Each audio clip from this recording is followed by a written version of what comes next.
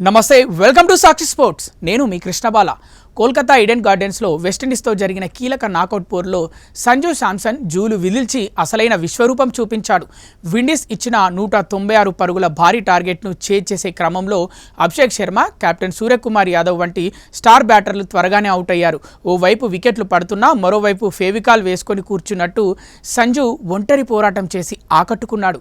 కేవలం 3 పరుగుల తేడాతో సెంచరీ మిస్ అయినప్పటికీ 97 రన్స్తో అజేయంగా నిలిచి టీమిండియాను విజయ తీరాలకు చేర్చాడు.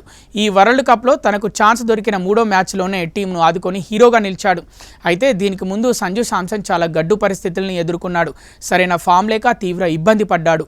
ముఖ్యంగా వరల్డ్ కప్కు ముందు కివీస్తో జరిగిన T20 బైలటరల్ సిరీస్లో ఘోరంగా విఫలమయ్యాడు.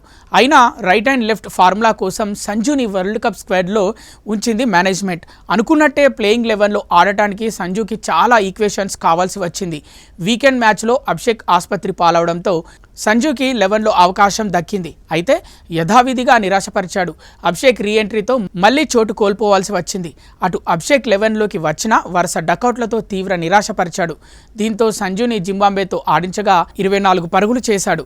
అటు అభిషేక్ వరుస వైఫల్యాలతో ఎందుకైనా మంచిదని సంజుని 11లో ఉంచడంతో చివరికి వెస్టిండీస్తో ఆడగలిగాడు. ఆడడమే కాదు, టీమిండియాను సెమీస్కు చేర్చి హీరో అయిపోయాడు. ఇలా పలు కారణాలతో సంజు శాంసన్ 11లో చోటు దక్కించుకుంటూ వచ్చాడే కానీ తనదైన ఆటతో మాత్రం కాదు. అయితే వాస్తవానికి ఈ పరిస్థితి సంజుదే కాదు, అభిషేక్, ఈశాన్, తిలక్ వర్మ కూడా అద్భుతాలేమీ చేసేయలేదు. ఒక మ్యాచ్లో ఆకట్టుకుంటే వరుసగా 2-3 మ్యాచ్లలో తేలిపోయేవారు.